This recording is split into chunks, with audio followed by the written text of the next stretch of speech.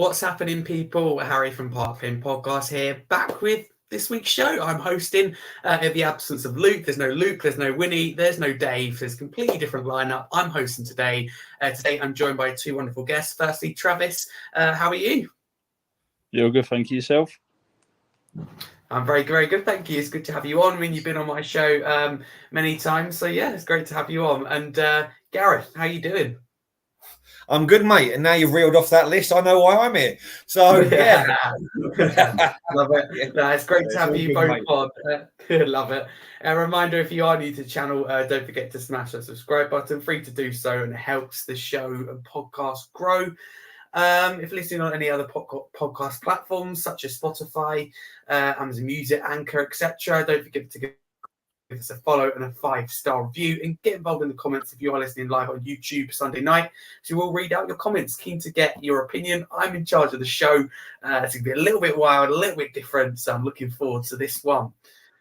Jack shows his big up, lads. The show is always witty. Thank you for tuning in once again. I'm in control today.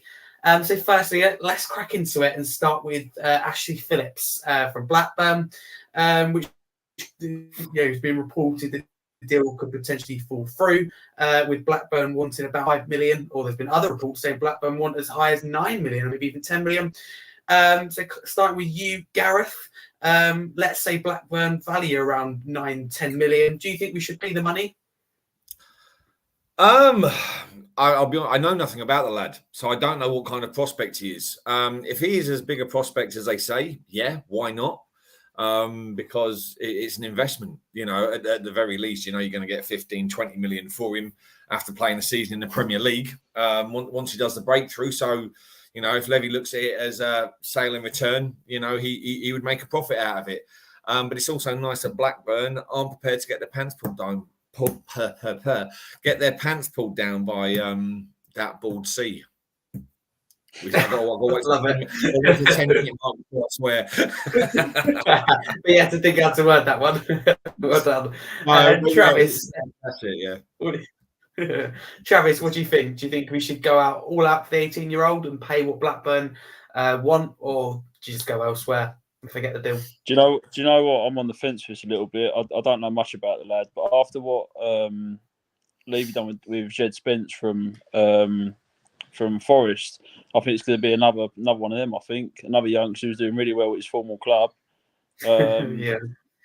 And he comes along and Daniel Levy buys him, and I think with the defence we've got at the minute, is he a winger? Is he a wing back? No, he's a defender. He's a centre back. Yeah. He's a centre back. So you've got Eric Dyer, highly rated young prospect. Yeah, you've got Eric Dyer, who's easily replaceable. I'd replace that man with a fridge. I can't stand Eric Dyer, as you know. But then you've got Christian Blackburn Romero. might take Eric Dyer. If you potential swap deal Dyer for Phillips. Listen, if Levy can do that, I couldn't give a crap who we get. As long as we get rid of Eric Dyer, I'd be happy with anyone. But yeah, I'm on the fence of it because I think Levy, obviously, he's just giving the big boots. Obviously, with signing that guy who Everton wanted. He never really got a game, never really got a look in. Could have gone Everton, could have got a full 90 minutes every game. And now we're going in for this youngsters come out of absolutely nowhere, a bit like Jed Spence did. And I think it's going to be a complete waste of money. And I think he's going to completely ruin his reputation he's got with Blackburn, personally. Yeah, fair enough. Big up to Johnny in the chat for tuning in once again. Johnny's here every single week. I'm in control today, Johnny, so hopefully you enjoy it. Do me a favour when Luke comes back, tell him that I was better than him and I might be able to keep this for another week. So my thoughts on Ashley Phillips. I think obviously, like we say, he's 18 years old. Blackburn highly rate him. He would be a good signing clearly for the future. My only worry is I'm sure this wouldn't happen, but if we bring Ashley Phillips in and we bring no other centre backs in the window, Levy can technically say, well, we've signed a centre back. I don't know if he'll go into the youth academy. I don't know if he'll kind of interchange between the two, or he'll just be a squad player, a bit like the Rodens, the Tangangas. I don't think he's ready for first team football yet, but he could be eventually, like with Jed Spence. Travis, I'm glad you mentioned him. Probably not ready now, but maybe 3-4 years' time at Tottenham or another club could be ready. I think they're more signings to the future. Like you got the SARS as well. I think Adoki, although Adoki, I think was a future. It looks like he could be potentially ready quicker than possible. Before we go into the Leicester game, which was cancelled for people who don't know, to cancel today due to a waterlogged pitch, let's go over the West Ham game. Remind ourselves that, well, sadly, not the score, but the improved. Who impressed you against West Ham? Who impressed me? I'll be honest. I think Lo Celso looked fantastic. I rated him highly after that game. I thought he had a brilliant performance. He shows what he can do if he's played right. I know a lot of people are against Lo Celso,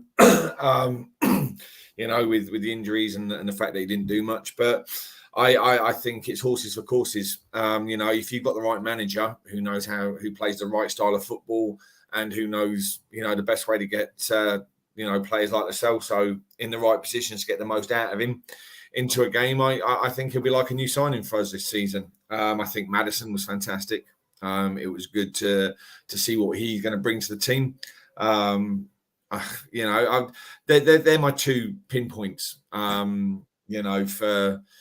For that game, as already mentioned, Dyer shocking. The defence, and granted it was nice. Postecoglou went, well, we haven't really worked on defence yet.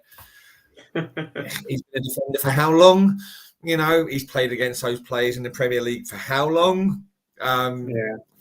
It's the defending side of it to a degree, not much of an excuse. But at the same time, I guess in some respects, it's kind of refreshing to have a manager come out and take the hits to start with. Yeah, absolutely. Big up to Has Spurs TV in the chat. I absolutely love this comment I'm about to pull up, if it lets me to do so, saying our centre halves are so good today, which is technically true because we conceded no goals. We'll get on to the reason why that was and why the game. Yeah, Monsoon and Hale right at centre back. They were brilliant, the pair of them.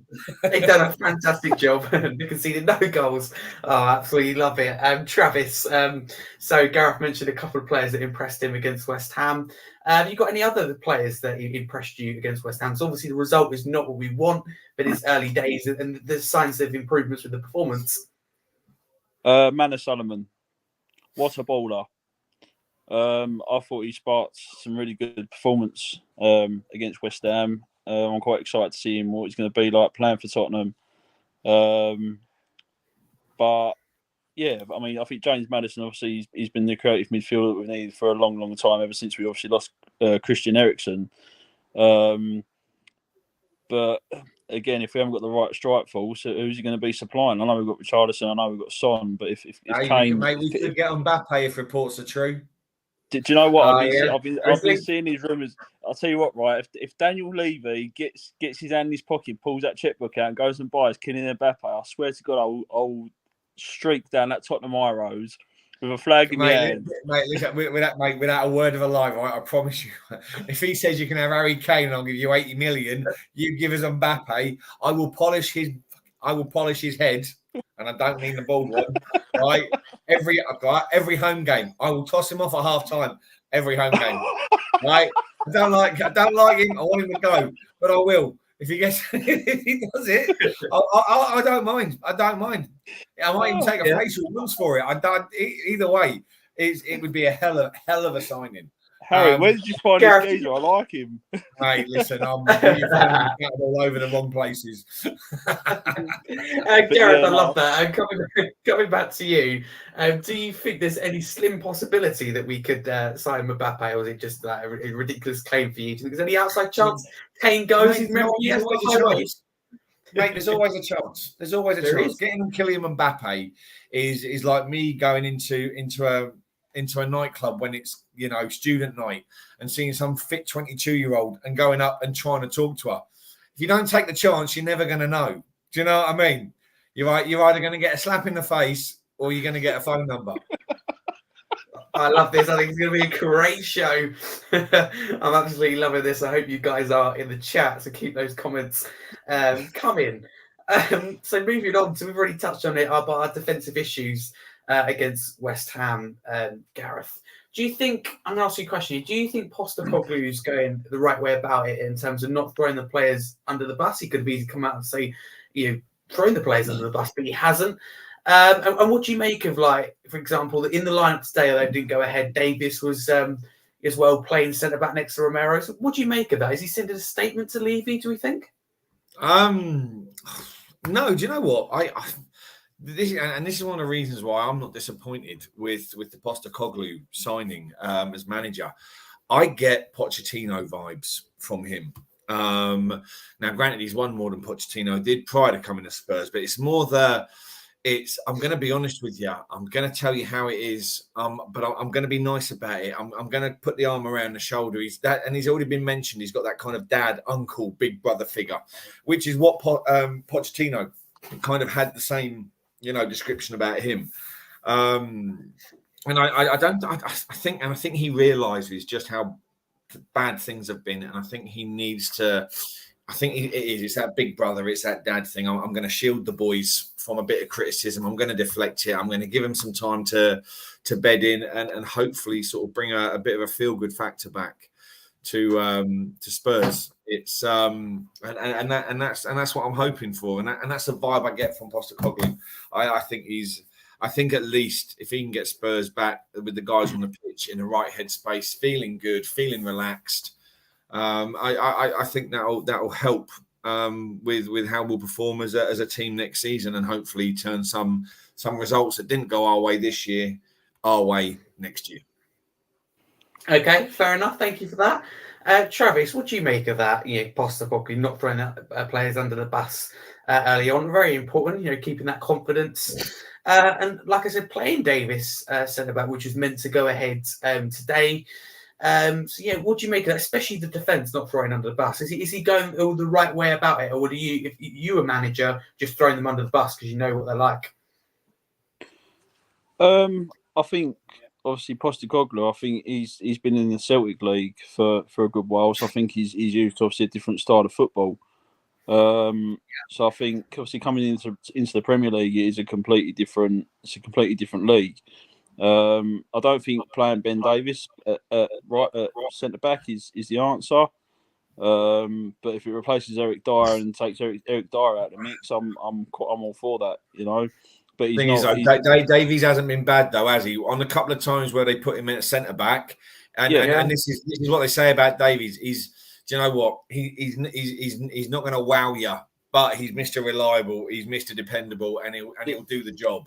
The thing with Davies, I've never seen him really put a foot wrong. He's not like the Emerson Royales. He's not like the Eric Dyers. I think he puts a foot in when he needs to put a foot in, and I don't think he's a bad defender at all. Really, I think he's kind of. I mean, he's getting on a bit now, but I think he's still up there with being a good defender. And I think. But I just don't think playing him at centre back's really the answer. I think it just stick him where.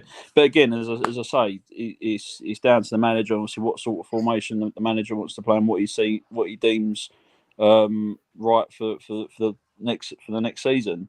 But our defence, as I've said in previous calls, Harry, that our defence is one of the biggest problems at the moment. Yeah. I mean, Postecoglou said he wants to play attacking football, but you can't play attacking football if you ain't got players that can't track back and defend the ball when they need to.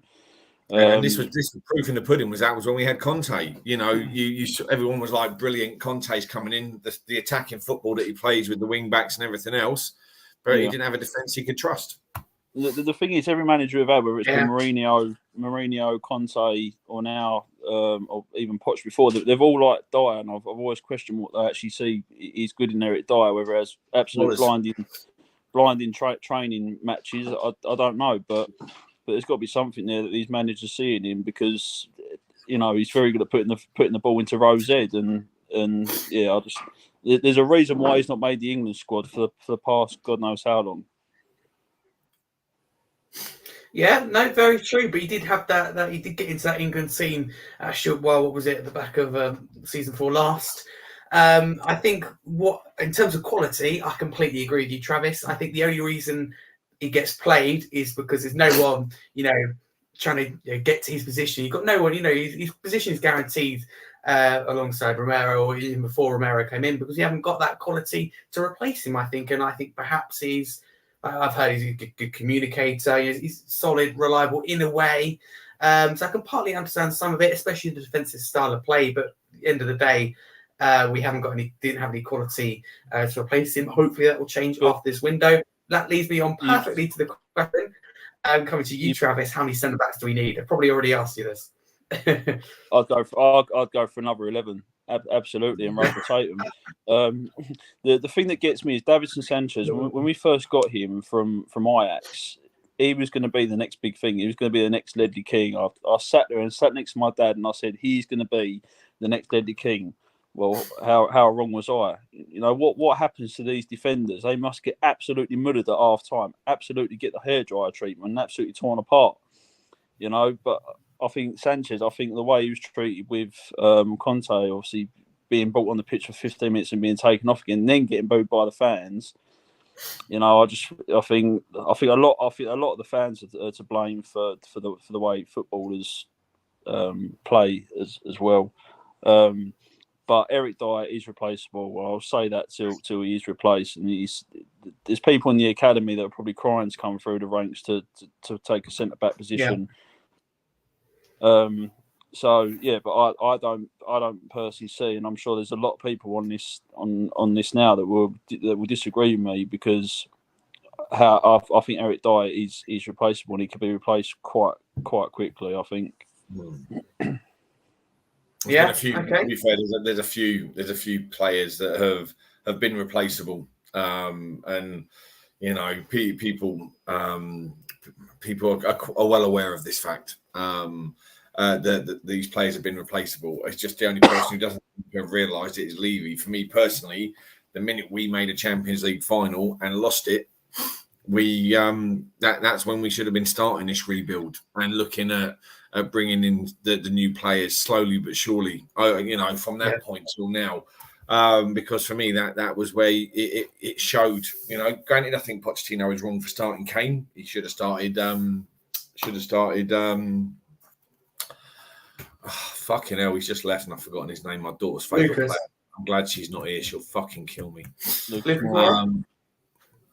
Moura. Yeah. So I think he should have started Moura. So I think tactically that was a bit of a problem. Granted, there was a dodgy referee call in it, which can't be helped. But I think, but that's all irrelevant. We should have started, and I think it proved in that final just what we didn't have as a squad. And how we went through that whole season, you know, relying on the same people. It's, you know, and you know, yes, Levy gave nearly £200 million under Conte to spend, and he's starting to spend some money with Postecoglou, which is nice. It's just making sure we get the right players in, though, and that's been the biggest problem that we've had with a lot. You've already mentioned that. You know, I thought Danjuma was a decent player. I was looking forward to seeing what he could have done at Spurs, and I think he should have had more playing time. I think he should have had more time to show us what he could do. But for whatever reason, he didn't. And very, very quickly, I just want to make reference to Darren Ferrin. Behave Conte and Jose were never going to play attacking football. Look how they made Basuma dumb down his ability.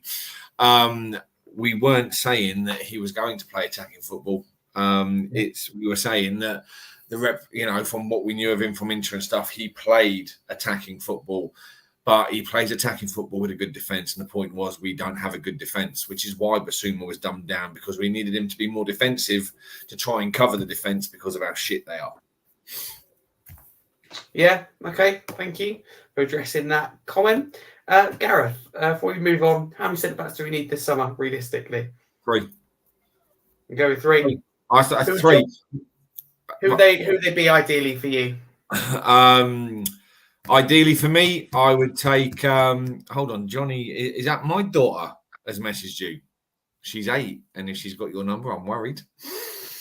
Okay, Johnny D will fix it for you, for me and you. Right.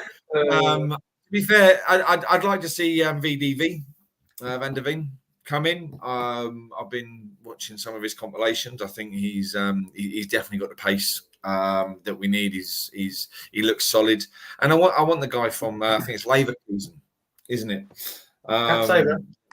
Yeah, that's the guy. I can't pronounce his name. That's why I said the team.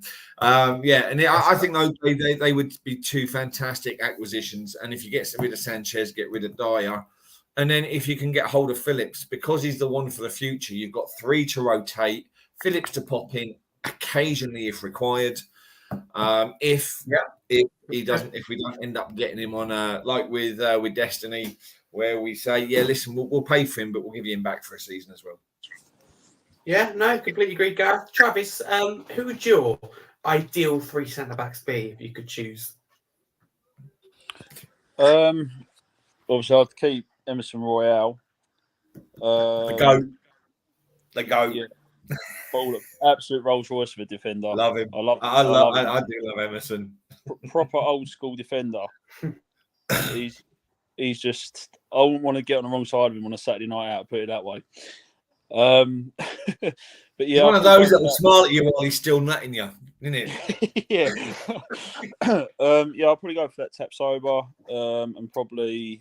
I mean, people are saying this Van der Ven he's like another Kyle Walker. He's quite quick by the sounds of it. But then again, you've still got Sergio Reguilon. But going to defenders, I think we never really gave Ryan Sessegnon a go. You know, I know he's injured at the moment, but he was never really put in the mix, never really given a chance. Do you think Spurs' career could still work out, Travis? Pardon? Do you think his Spurs career could still work out? No, absolutely. I mean, I said all along when we signed Ivan Perisic from Milan, I always said like he will be a good instructor, a good teacher for Ryan Sessegnon. But he wasn't really put in the mix. I don't think he wasn't really given much of a chance. But the thing with defenders is a lot of our defenders, they get at least 60, 70 minutes per game. And because we haven't got anyone to replace them, that's what we're stuck with. Like when you look at the likes of Man City with their defence, Pep will rest Kyle Walker. He'll rest his defenders because he can. And he's still got the same quality coming on the pitch when the bad goes off. Yes, Darren Fenn and Emerson Royale is a strange player. I've always said he's a bit of a Musa Sissoko. Plays on ice skates. Yeah, but look at the way he played last season. I don't know what sort of whatever he had injected into him, but yeah, he was really good. Okay, fair enough. Thank you all for your comments.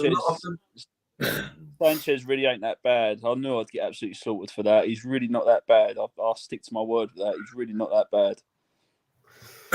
There you go. Well, we'll say before we move on, I've got all your attention in the chat. If you are new to the podcast, don't forget to subscribe, like the stream, leave a like, and get involved in the comments. If you are listening live on YouTube, if you are listening after on any podcast platform, such as Amazon Music, Spotify, Anchor, etc., iTunes, don't forget to give us a follow and 5-star review. That'd be massively appreciated. And go also subscribe to my channel, Scarfy Spurs Talk. This Monday, I've got a show which features Holly Agrambar, Marlon from View from the South Stand, and Crackers from Last Word on Spurs. So that's probably the biggest show I've done so far. So I'm looking forward to that one. You'll be on soon. Don't worry, you'll be on soon. Yeah. Oh yeah, but not with the A-listers. You'll be on at some point. Don't worry. Yeah, that's for sure. Mate, it's all good. It's all good. Yeah, it's absolutely. I chose you to have you on tonight. I had control. I chose you to. So, just sorry, Johnny's to make a Tottenham fan out of a poor, innocent, unsuspected. Both of my children are Spurs fans. My 8 and my 9-year-old are both Tottenham fans. I've got one of each. Do you know what? One thing I'll say about Lucas Moura, my daughter loves him. She cried when she heard he was going and leaving Spurs. Wow. She, when we played Middlesbrough in the Cup, he'd originally seen. So when we played at Wembley, my daughter made a sign, "Can I have your shirt?" And he saw it before the game, signed it, and said yes, yeah, I'll find you after the game. And we were pitch side opposite the dugouts at Wembley. Anyway, he got substituted and never came over. I saw him in the blue car park after the Middlesbrough game. And said, "Oh yeah," said my daughter was gutted when we played Bournemouth on Boxing Day when we was at Wembley. He said, "Oh," I said, "Yeah, well, she met you. You signed her pitch and said that she could have your shirt, and you never came over." And he went, "Oh," no. And he was genuinely mortified. Bless him. He sent his brother over. This was January the 15th. My daughter's birthday was the 18th of February. He asked for my daughter's name and my address. said it was my daughter's birthday on the 18th of February. We took her out to London for the day, came back from London. There's this Jiffy bag, right, that had been posted. Opened it up. It was one of his match-worn shirts to Lily Rose. God bless you. Happy birthday, Lucas Moura. And my daughter has never been gobsmacked until that point. And since, do you know what, that bloke, and do you know what, every time I met him, never a nicer man you'd hope to meet. That guy was absolutely beautiful, an absolutely beautiful human being. And the fact that he did that for my little girl. Lovely story, that. No, it's lovely. Yeah, thank you for sharing that. Cheers, Gareth. Yeah, it's a nice story. Time. Yeah. Harry said, Luke, my love. I will, yeah. Okay, thank you for getting involved in the chat. Johnny, as always, it's a great story, mate. I'm not crying, I'm peeling onions. Definitely, a nice I've got story. But moving on to the Leicester game today, for people who don't know, it was called off, cancelled, postponed, whatever word you want to use, terminology, due to a waterlogged pitch. So, yeah, coming to you first, Travis, what do you make of postponement? You gutted for Ange and the players, not getting those minutes in the tank, for Ange not to get extra time to work with his players, travelled all the way out as well to Thailand, and do you feel sorry for the fans as well? Yeah, of course. Like, obviously, the pitch weren't really in any fit state to be playing football on. And obviously, every professional pitch obviously has to do a risk assessment for the calls of the players, really. But obviously, yeah, of course, I'm gutted for Ange and obviously the fans that travelled out there. It's not a 6-hour flight. But yeah, obviously, I'm gutted. Obviously, Ange obviously hasn't been able to rotate his squad and obviously try and get the best out of the players and see who's right and who's wrong. But yeah, it's just one of them things that happens in the Premier League, doesn't it? So yeah, it's just one of them things, unfortunately. It did look hot though. It did look proper hot. Yeah, okay, fair enough. Gareth, do you feel sorry for the fans who made that travel out? And can you understand why it was booked that date in Thailand, knowing that they get heavy downpour around that time? Well, that's why I was going to say no. I don't feel sorry for the fans who travelled out there, because if I looked at going out to see any of them and I saw that it was monsoon season, I'd be going, fuck no. Don't get, you know what? When you're a Spurs fan, you're loyal, you travel, you want to see the games, and you're always gutted. Look at all those fans that travelled to Burnley. When they got snowed off. Half an hour before the game was due to kick off. It's jokes aside, it's a shame, but at the same time, common sense prevails. The rainy season is July and August, with heavy downpours and flash flooding and whatever else being a consequence of it. It is what it is. Sadly, the game won't be, as long as they get reimbursed for the tickets that they paid for. Hopefully, they'll still get a nice little bit of a holiday out there for a few days. Where is it they go to? I think Daniel Levy's going to refund their money. Hopefully, it'll be done through a third party, so they won't have to deal with him. You've got more chance of arresting killing our day. Wow, afford it somehow. Yeah. So, Gareth, do you think who do you think it's going to cost the most? Is it Ange not getting that time to assess, work with the players, and gain that kind of knowledge, or is it for the players? Not getting those minutes. Who do you think is going to suffer the most from missing that game? Would you not think they'll be affected? Still, obviously got 2 more games scheduled. I don't think it's going to have to. It's one game. It's 90 minutes, and if he wants to have them running around for 90 minutes in a match condition, then I'm sure that he can create some kind of training ground match with match-like intensity. They're still going to get the training in. They're still going. If anything, the only thing it could potentially hinder is the fact that Ange is trying to get his ideas across, and he needs to see it on the pitch.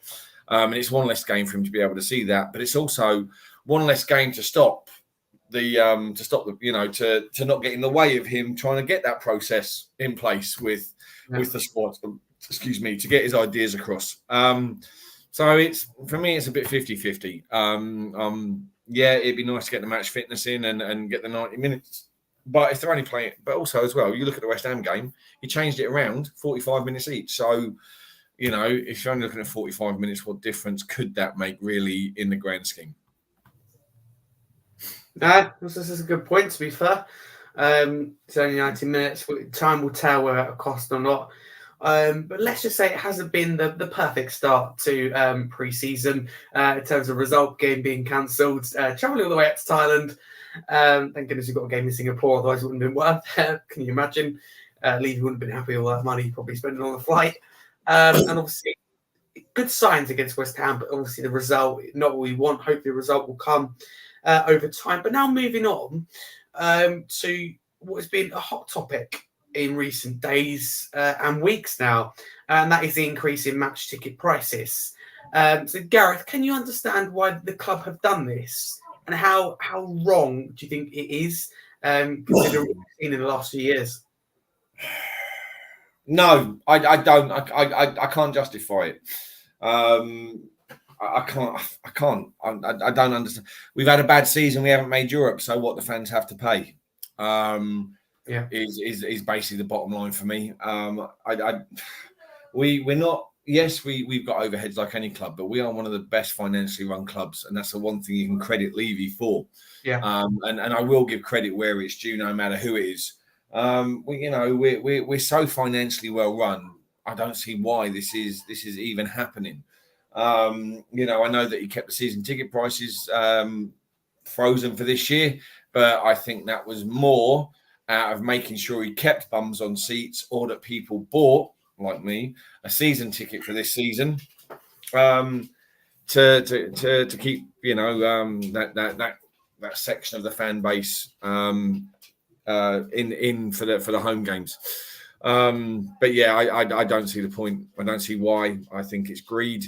I think it's Daniel Levy making us pay for their failings on the pitch, and behind the scenes for not getting the right players in, and skimping out on players like Jed Spence rather than somebody who might have actually been wanted.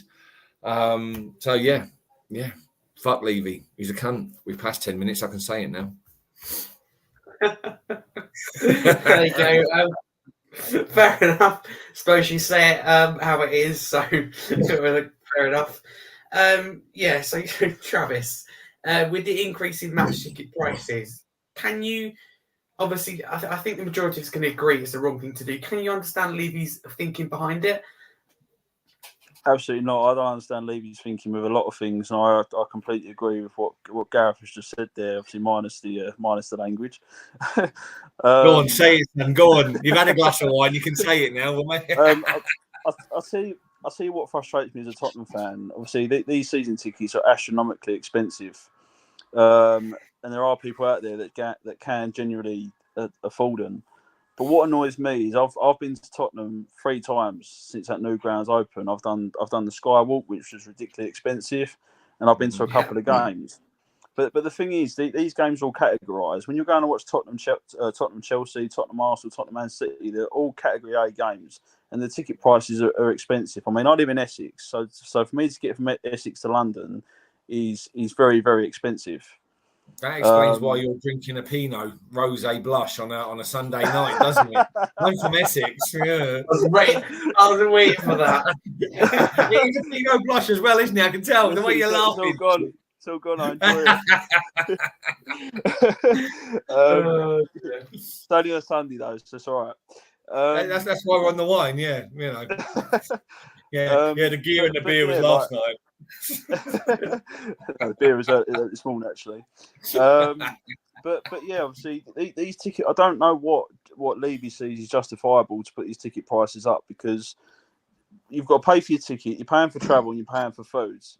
Like food and drink in London is expensive in itself, let alone going to Tottenham where they can't even pour a pint properly anyway. Can I just say they pour from the bottom upwards and end up with a flake on top. But I can't really give a very reasonable answer for that, apart from quite a derogatory one, to why Daniel Levy sees it feasible to put up these ticket prices, because there's people that give their left arm to go and watch their team. I've seen mums and dads on social media trying to take their kids up to Tottenham. You know, they've been like once in their lifetime. There's people out there that generally can't afford to keep doing it week in, week out. You know, just give the other heart, so to speak, a chance to be able to have a good day out. Do you know what? Right. Do you know what? So this season, so I've had a Spurs membership for years, and for the last 4 years, I've been eligible for a season ticket. And this year, do you know what? Because you could pay monthly, I did it. Now, I'm kind of torn in how I feel about it. I feel dirty because I've given £1,200. I'm giving £1,200 to Tottenham and to Daniel Levy for the season ticket. But at the same time, I want to be in the stadium to see my team, to support the team, and also to make my voice heard about that arsehole, you know, with the Levy out chance and whatever else, you know. So I'm torn between the two. But you like you say with families. Last season, so I tried my damnedest to take my kids at least once a season, right? Luckily, I got to take my son to Man City away last year. I got to take my son to Nottingham Forest last year. In the cup, I got to take my daughter to a couple of games last year. But as a family, Jazz, go fuck yourself. In the nicest possible way. This is. I can tell Mac loves Levy. But I had to take him to the Pompey game. I took him to the Pompey game in the cup. It was the only way I was able to afford taking the kids to see Spurs last season. Can I just say this is without buying merchandise as well. This is where I was getting to, right? So my kids, so I won't spend. I'd if I'm going to buy a shirt, I'll buy a hooky shirt, right? Because the ones I can get hold of are you can't tell the difference. You know, so I'd rather buy a hooky shirt. Apart from a cup of tea, right? But that's just because I'm an old bastard. I like a cup of tea and a fag at halftime. I'll buy a cup of tea. Apart from that, I spend nothing, right, at the stadium. I'll tell anybody who's watching. I've tweeted it on the regular last year. Support the local businesses. Go to Chick King. Go to the 3 Point Cafe. Go to number 8. Don't have a beer in the ground. Then go back up. Then go to the Bill Nick or, you know, the Brickies, whatever is your pub of choice. Don't spend a single penny. But because I took my kids and it was the Pompey game, they had Christmas money still that they had sat in their bank account. And they went and spent 50 quid each in the Spurs shop. It was their money. I couldn't stop them doing it. As much as I've sat there like this at the till as they're about to use their, you know, Go Henry contactless cards, you know, but do you know what? But you're right, but I had to look at a cup game because you could buy 4 tickets. You could take the family. I think it cost me 50 quid. It cost me 50 quid for the tickets. The kids spent 50 quid each of their own money. I had to pay for the fuel it took me to drive from Bedfordshire to Cheshunt. The train tickets from Cheshunt to Tottenham.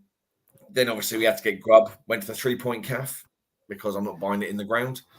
You know, for the kids. And it is, like you say, it all adds up, especially when you take your children, because they all want that. It's ridiculous. It's absolutely ridiculous the amount it will cost you. And you know, so and the reason why I said I was like, you know, take my son to Man City because even an away game, the amount of money it costs. So it was an 5:30 kickoff. It was a Saturday night in Manchester. £180 it cost me for a hotel. Right, a tank and a half of fuel. Then it cost me Nando's for lunch. Cost me pizza up for dinner. Cost me breakfast on the way home. Right. And plus, and it was only because it's his first away game. I'm dead against half and half scarves, but it was Man City Tottenham. It had the date on. It was more for memory and put to one side. But you look at the amount football costs now to take a family, whether it's a home game or an away game, you are absolutely fucked. I think there was a guy on here before. I think he lived in London. I can't remember his name. Have a word for yourself, Jazz. I'm not from Luton. Jesus Christ. Do I look like a crackhead?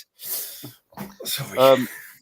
Yeah, I think there was a guy on here a few months ago, Harry. I think he had family out in Cyprus or something like that, and he was saying, "Oh yeah, that was." But yeah, about the season tickets and stuff going up. That's with his flights and stuff like that. It adds up and it adds up, you know. And I think I don't personally see what Levy sees justifiable to put these ticket prices up. I just don't. I said, the man's got money coming out of his ears. Yeah, and what we'll jump in on that is that I think the match ticket increase next year is just wrong. You know, what we've seen in the last few years, major cost of living crisis, it's just hypocritical when you're saying that we're not increasing the season ticket prices. Sorry, Harry, can I just ask a question for context? Go on. How old are you? 14. So Bank of Dad is your cost of living crisis, yeah? That's not the point. Wait. I was making Sorry, mate. I couldn't help myself. I was making some games last season. Goodness me. Not about me. Scarfy Senior is watching. I do apologise. Right, let me word this differently. For the majority of people in this country who are suffering from a major cost of living crisis, I cannot understand it. And it's especially because the Trust and the Fan Advisory Board have opposed the increases. I can't see what's the point in having a Tottenham Hotspur supporter trust or a new shiny fan advisory board with members if their opinion is not going to be listened to. And it isn't just Spurs, though, obviously, with the prices. Barney's in the chat as a Fulham fan who, from next season, will pay the highest season ticket price out of anyone in the Premier League with their brand new shiny stand. So, Gareth, should this be reversed immediately? Honestly, yes. Barney, I feel your pain, although I do like your ground. I went there last season. Yeah, it's a nice ground. I was there for the away games. You know what? It's first time I've ever been to the Cottage. It's got that old school vibe, even with your new stand. I like what you've done. What you've done there. But yeah, it should be reversed. The fans do not and shouldn't be penalised for the team's failings on the pitch. If and all the money they get from Sky and ITV and BBC, for FA Cup games, for standard Premier League games. Then you got your Champions League nights from BT or TNT or whatever they're going to call themselves now moving forward. It's not like the Premier League is short of cash. It's not like these clubs are short of cash. Because if they were, we wouldn't have spent nearly £200 million under Conte. Arsenal wouldn't have spent £200 million on whoever they signed last season. United and various others. It's ridiculous. If you've got all this money to spend on players and spend ridiculous amount on wages, then why make the fans suffer? Because they're taking in money hand over fist anyway. It's great. Yeah, and just bringing up this comment from Barney saying Fulham's most expensive ticket is £100 in the newsstand and £60 per person. It's a nightmare. That's even before food comes into play. So there you go. That is certainly a lot. And before Gareth tries to call me out about the tickets towards the back end of last season, I did actually volunteer to contribute, but I just can't see the point in having a fan advertising board if their opinion's not going to be listened to. I mean, the football we've seen the last few years, the fans should be the ones paying for that because the fans are the ones who turn up. The only good thing the Tottenham Trust and the FAB board are going to be good for, their new promo videos that go around the stadium. Because that's all they're filled with, Spurs staff and people from the board and people from the fan zone groups, So they'll all be sat there, sat with a little spaniel on their lap with the camera coming in, stood outside the steps as the camera comes in. Yeah, great, good job. Yeah, really in the best interest. Although I will give absolute credit, all right, to Kat and Martin for what they tried to do. And it was only because I managed to have a lot. Oh, second glass, is it? Mm-hmm. Fucking Essex boys know how to live, don't they? And from the multiple conversations I had with them last season, I was very lucky to sit in front of them. I got an appreciation of just how hard the club make it for them. They try, they do try, and I know I take the piss about saying it's good for the promotional videos, but they try. It's the lack of receivership. They will give their ideas, they will make their statements, they will push for answers. Kat and Martin did, and it's whether or not Spurs listen, and that's the problem. And again, it just emphasizes the disconnect. between the club and fans. You know, White Hart Lane was an amazing stadium. Everybody had a half a chance of getting close to a player at least once. You know, before a game with the mesh, you got a chance to shout them, and it was up to them if they came over, and it was great. You know, I'd see blokes looking in auras. You know, Dembele came over, or Hugo when he first started. You know, and kids getting all excited because Ericsson was going to come over and sign their little bit of paper. You know, or their shirt from it. It was beautiful. And now and what they've done with this, yes, the stadium is there to be now a multi-sports arena, which is the way it looks like it's going. Concerts and everything else, but everything they've done is also to keep fans away from the team. You know, you're not allowed to stop and talk to them. You know, outside on the road when they're stuck in traffic. You know, they're told to wave fans away. They're stuck in traffic on the high road. Fucking bollocks. If I'm going to come up to your car, I'm going up to your car. You know, but even turn around to the corporate fans. So they park in the blue car park. The Spurs players come out of the blue car park, and you see the corporate fans waiting, and the occasional South stander creeps in and manages to get a quick picture with Sonny or an autograph of Harry or, you know, Conte at the time. Even Sonny's dad, just to name a couple.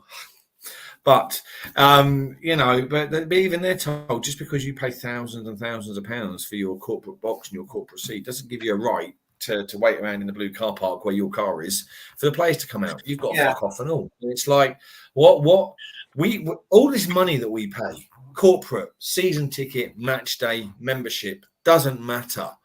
It's ridiculous. It's absolutely ridiculous the way they are trying to cut that lifeline, you know, between the club and the fans, which and sadly the one thing that will never change at the moment, while we have players like Son and Kane, is that stadium will never be short of people to watch a game because of the tourist contingent.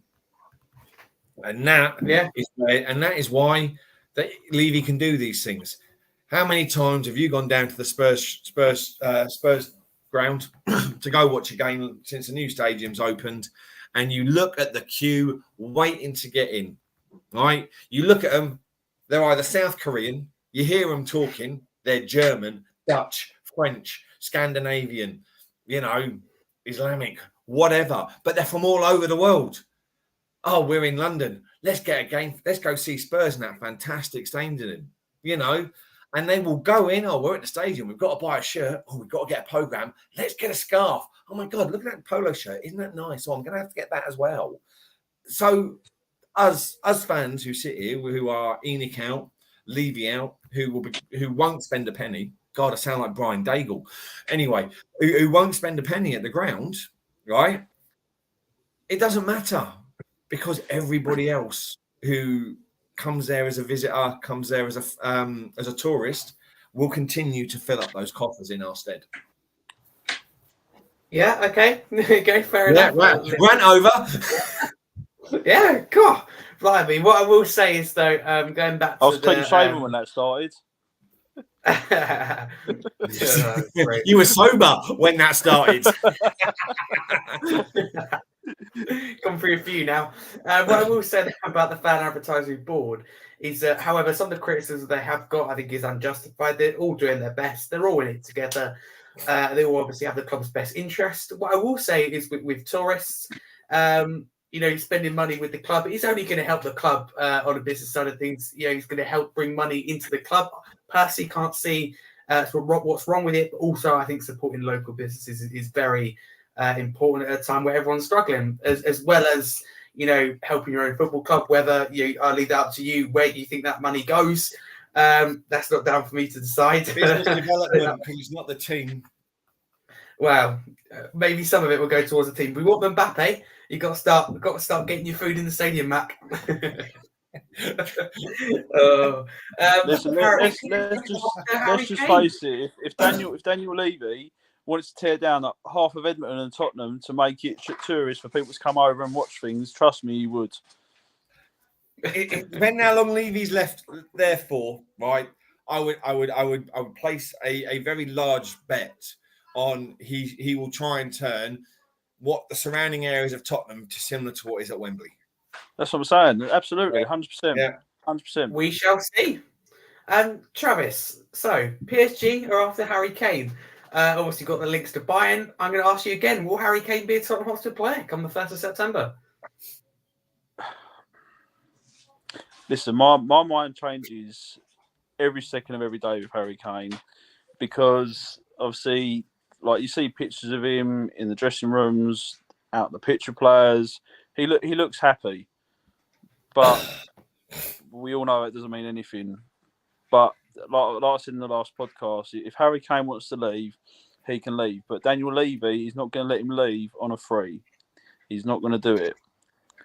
But like I've said before, if we get the likes of Erling Haaland, Kylian Mbappe come crawling in to replace Harry Kane, absolutely. Because if you hear anything better, that's the only two players I'd really take really to replace him.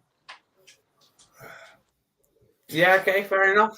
Gareth, will Harry Kane, and I'll hold you to account over this, by the way. I remember after what you've said to me earlier, will Harry Kane be a Tottenham Hotspur player come September, the window slams shut?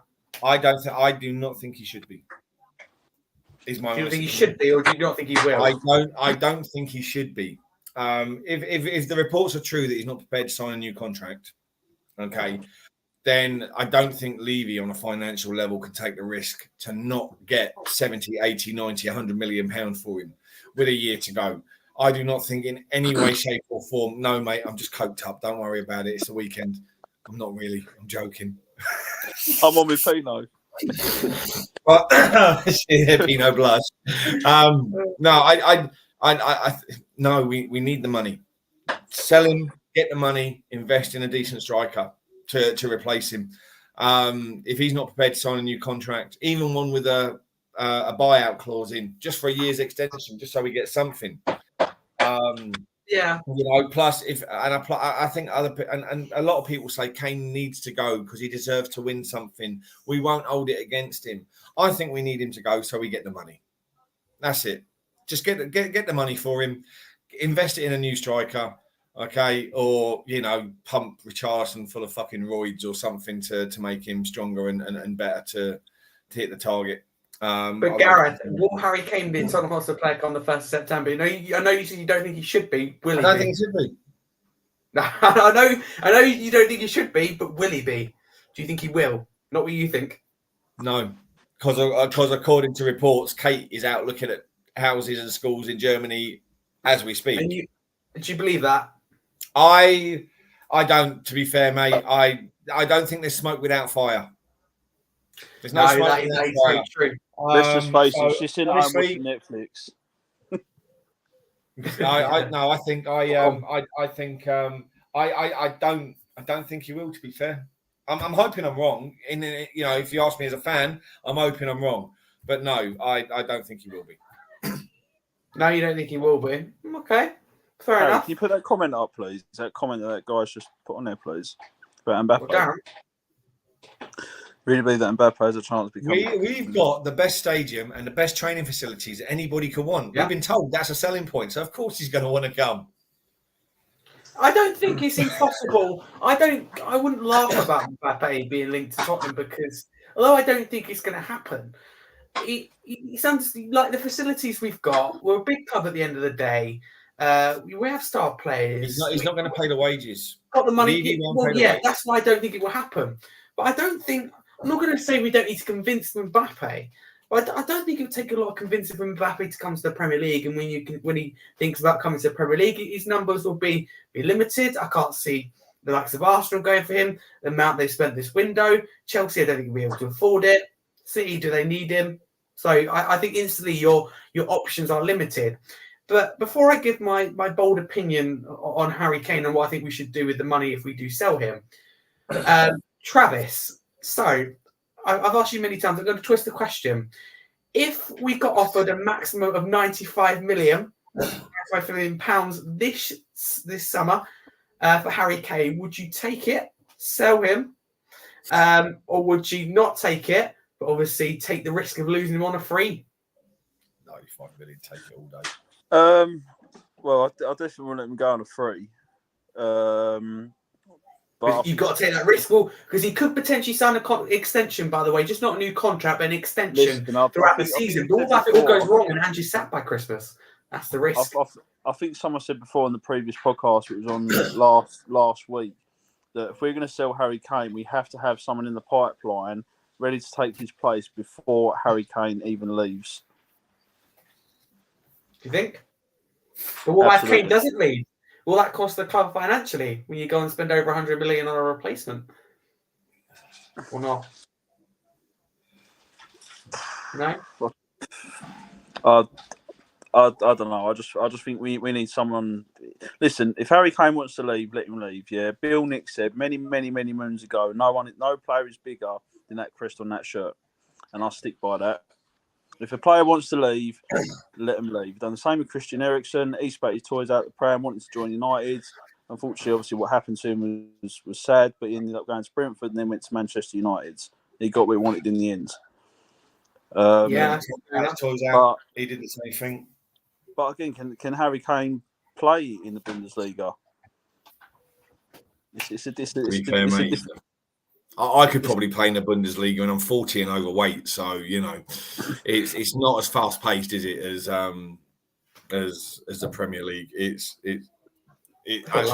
think he'll flourish. I think he'll fly.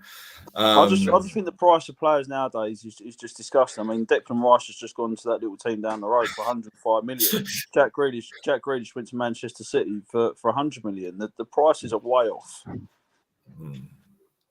Not being funny, if you're getting 105 million for Declan Rice, I think Spurs have every right to hold out for whatever they think. No, I don't agree with that. I don't agree with that.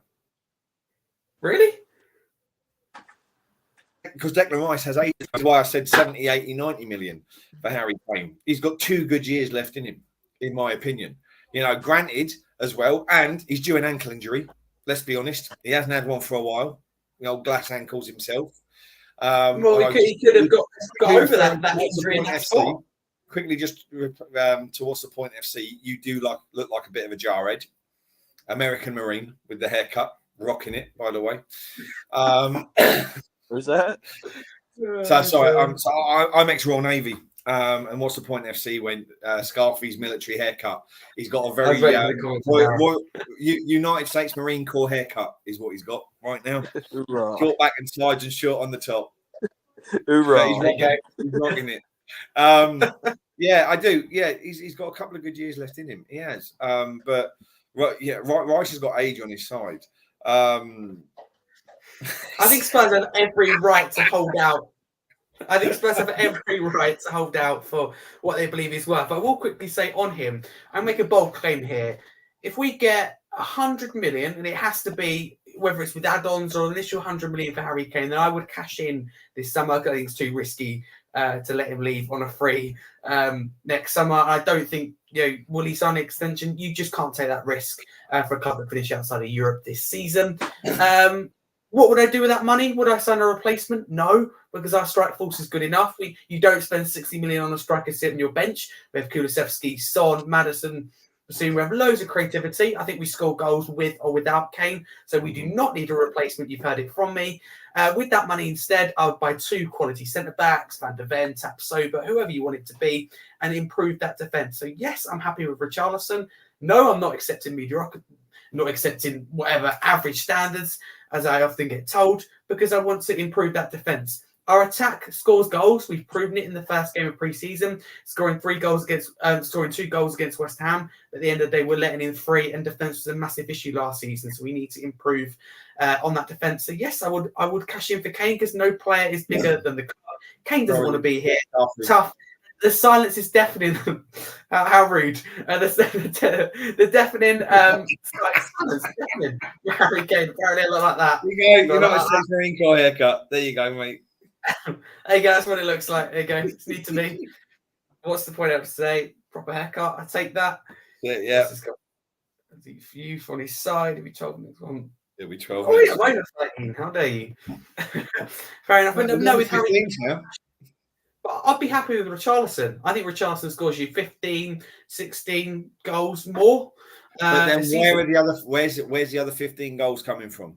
Song, Eric Kulusevski, Madison, got creativity of Bentancur, Basuma. I think we'd be perfectly high fullbacks as well. Porro, Adoki, Regulon. I think we'd be fine. It's defence that we should be worrying about. I think. Anyone want to have any last words on that? Are you happy with Richarlison, either of you? I'm not bothered about the attack. I'm really, really not. It's the defence that is going to be a huge problem. Spurs have got goals. Spurs have got goals up front. With or without Kane? Yeah, with or without Kane. Spurs have goals. It's Darren's right with that, in my opinion. I think Richarlison will actually flourish this season with Postecoglou. Yeah, I agree. But yeah, it's a defence. It is. You can't have three out of 4 good defenders. You know, Emerson. I rate Emerson. Destiny. He looks good. And I'll be honest, I'm kind of glad Reggie's back. It was nice to see him playing. He should never have gone. He should never. No, I'm so glad he's back. I'm even happier that he's brought his missus back. Right, but that's by the by. I won't even ask why.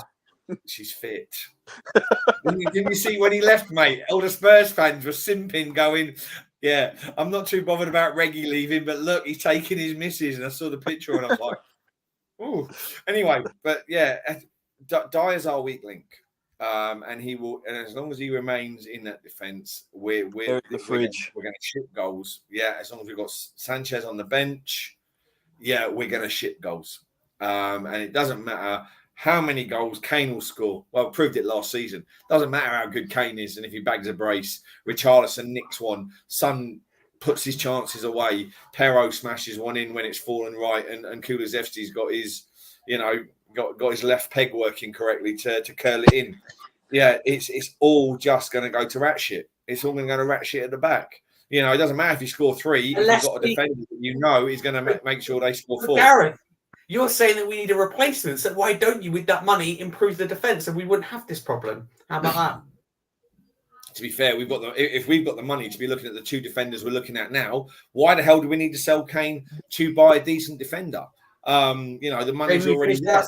Europe, you've still got this new stadium, the stadium debt. You still need to buy a quality striker, and a quality striker is going to cost you 70, 80, 90 million pounds. I think I don't think you don't spend 60 million. But we can't just have one striker. How many times have we sat there and gone, we've got Harry Kane, but we need a good backup? Who did we end up getting? Vincent Janssen, right? Vinny Jr., Soldado. The list of mediocre backup strikers. I'm glad you didn't mention Llorente because he was not mediocre. Listen, Llorente, I love Llorente. He is my man crush. He's got the most. Him and Berbatov have the most beautiful eyes in football. Right, love the pair of them. Met them both. Fabulous guys. But irrelevant to that fact. You need to have a decent. I agree with you with that. But do you not put any trust in youth? Which is one of the reasons Andrew's appointed in Dane Scarlett or Troy Parrott, Gareth. No, because neither of them have. I think they're just past their point of becoming Premier League top 4 quality, because they haven't been given the chance because of Jose and because of Conte. You look at Tim Sherwood when he brought Harry Kane in, right? He brought him in young. He said, "Listen, mate, you're my guy. I'm going to put my faith in you. Go out and do it," right? But also as well, as much as I sit there and say because of Conte and because of Jose, when you've got Harry Kane as your striker, when he's fit, are you really going to play a 19-year-old or a 21-year-old with a bad attitude? Because because you're hoping they might progress for the progress well. He went to Dane Scarlett went to Pompey and he wasn't exactly pulling up trees. When he was there. Troy Parrott had a decent spell at Milton Keynes. But in the grand scheme, they're not ready to fill the shoes of Harry Kane, and you need to have somebody who is ready to fill those shoes. And Richarlison has got every opportunity to do that, but you still need a good backup. Right, to wrap it up, thank you, Gareth, for today's show. We're going to go with a prediction for the next pre-season game against Lion City Sailors. So, Travis, coming to you first. If the game goes ahead in Singapore, what will the score be? Who have we got, sorry? Lion City Sailors. Lion City Sailors. Where are they from? Singapore. Singapore. Sheep in Singapore. I'm going 4-3 Tottenham with a Eric Dyer own goal. Someone has it in for Eric Dyer, but Travis, who are you most looking forward to seeing in that game? Manor Sullivan. Yeah. You can see how he cut me off. What's the point? He is desperate to end the stream. He's like, Gareth on a rant. No. To be fair, what's the point if he's always here? But I'm sure he's loving your rant secretly. Gareth, what's the score going to be? And who are you looking forward to seeing? 5-0.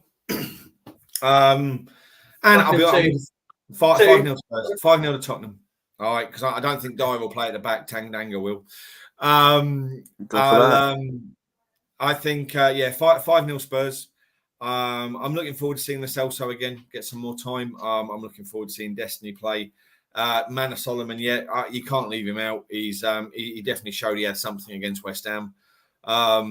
Destiny. I'm looking forward to seeing those guys get some more game time, and Maddison as well. I'm not going to lie, I'm already fanboying a bit over Maddison. I'm really happy that he's joined Spurs. Yeah, you are. Okay, fair enough. I'm looking forward to seeing James Maddison. New signs. I'm looking forward to seeing Postecoglou style of play. And then we got Shakhtar Donetsk, the game I'm going to. So I'm looking forward to seeing it. I mean, hopefully the game goes ahead and we actually win the game. But someone made a very good point earlier in the chat. Lots of teams have played 3 or 4 pre-season games. We've only played 1 and we lost it. So, yeah, bit of a problem there. That will hurt Ange. Go ahead, mate. Soldier. Oh, leave me alone, a lot of you. That is it for today's show. Thank you both. Thank you all for tuning in, and thank you all in the chat. Like I say, always, if you are new to the channel, don't forget to smash the subscribe button. I believe we're close to 800 subs, so let's get there before the new season starts. I'll keep Luke quiet. If you like the stream, leave a like, and thank you. Tune in, for future. We're here every Sunday, 7 p.m. Whether it's me, Luke, Winnie, Dave, all of us, one of us, 2 of us, 3 of us. I'm often here. I would say I'm the most consistent one. Don't tell anyone, but I think I am by now. If you are listening on any podcast platform, I know lots of people do. I couldn't resist.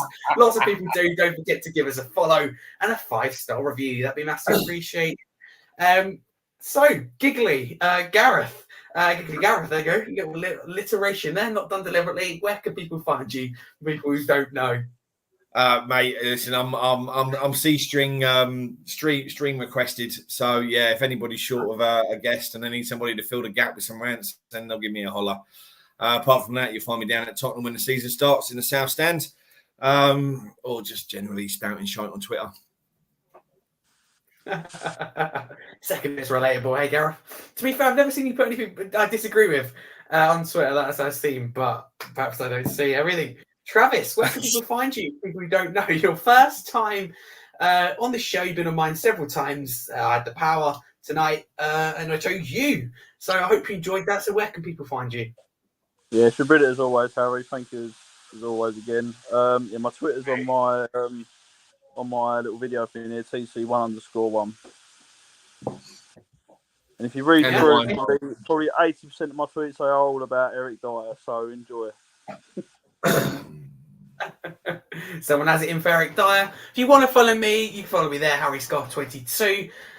Most importantly, go check out my channel, Scarfy Spurs Talk. I'm really looking forward to Monday's show. I'm joined by Crackers, Richard Cracknell from Last Word on Spurs, Holly Agrambar, and Marlon from Review from the South Stand, and what's probably going to be the biggest show we've done Monday. So big up to everyone in the chat. I can't, got loads of people. You've got Barney. In the chat, you've got Johnny, What's the Point FC, you've got loads, Jax Jones, Darren, who you've said really enjoyed this. So go tune into my channel Monday. Lots of you have not been over to there. I think you'll enjoy Monday's show, put it that way. I can advertise my own show. Luke's not here. Don't tell him. I'm sure he'll listen to after. But thank you all. It's been an absolute pleasure. We'll be back here Sunday. But don't tune in because the show will go downhill because I'm probably not hosted. Tune in. I'll be here regardless. But as we always say, well, we do now on this channel, come on you Spurs. Come on you Spurs.